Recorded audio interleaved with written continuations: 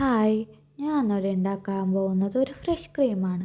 അതിനാദ്യം വേണ്ടത് കുറച്ച് പാല്, കോൺഫ്ലവർ, ഷുഗർ, ബട്ടർ. നമുക്ക് ഈ കോൺഫ്ലവറിലോട്ട് കുറച്ച് പാൽ ആഡ് ചെയ്ത് കൊടുക്കാം. ഞാൻ ഇവിടെ 3 ടീസ്പൂണോളം പാലാണ് യൂസ് ചെയ്തിരിക്കുന്നത്. ഇത് ഞാൻ പാക്കറ്റ് പാലല്ല കേട്ടോ യൂസ് ചെയ്തിരിക്കുന്നത്. ഇത് നമുക്ക് കട്ടകളൊന്നും കൂടാതെ നല്ലപോലെ ഒന്ന് മിക്സ് ചെയ്ത് കൊടുക്കാം. അതിലേക്ക് നമുക്ക് ബൗൾ വെച്ച് കുറച്ച് പാൽ ഒഴിച്ചേക്കാം. എൻ്റെ ടങ്ക് സ്ലിപ്പാവുന്നുണ്ട്, അതാരും മൈൻഡ് ചെയ്യരുത് കേട്ടോ. എന്നിട്ട് നമുക്കിതൊന്ന് ചൂടായി വരുമ്പോൾ അതിലോട്ട് നമുക്ക് കോൺഫ്ലവർ മിക്സ് ഒഴിച്ച് കൊടുക്കാം. അതിന് ശേഷം നമുക്കൊന്ന് ഇളക്കി കൊടുക്കാം. അതെ, അടുത്ത ഡിഷ് ഞാൻ എന്താണ് ട്രൈ ചെയ്യേണ്ടതെന്നൊന്നും കൂടെ ഒന്ന് കമൻറ്റ് ചെയ്യണേ.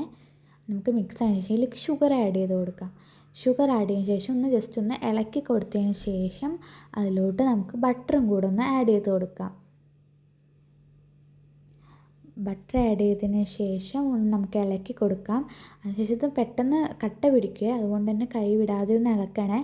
അതിനുശേഷം നല്ലപോലെ ഒന്ന് ചൂടായാൽ മതി. തിളക്കിയിട്ട് ഒന്ന് ചെറുതായി ചൂടായതിനു ശേഷം നമുക്കത് ഫ്ലെയിം ഓഫ് ചെയ്യും. ഈ ഒരു കൺസിസ്റ്റൻസി ആകുമ്പോൾ നമുക്കൊന്ന് ഫ്ലെയിം ഓഫ് ചെയ്യാവുന്നതാണ്. നമുക്ക് ഇനി ഇതൊന്ന് മിക്സിയിലിട്ട് ക്രഷ് ചെയ്തെടുക്കാം. ഞാനിവിടെ മിക്സിയാണ് യൂസ് ചെയ്യുന്നത്. നിങ്ങളുടെ കയ്യിൽ ബീറ്റർ ഉണ്ടെങ്കിൽ ബീറ്റർ യൂസ് ചെയ്യാം. എൻ്റെ കയ്യിൽ ബീറ്റർ ഇല്ലാത്തതുകൊണ്ട് ഞാൻ അപ്പം മിക്സിയാണ് ചെയ്യുന്നത്.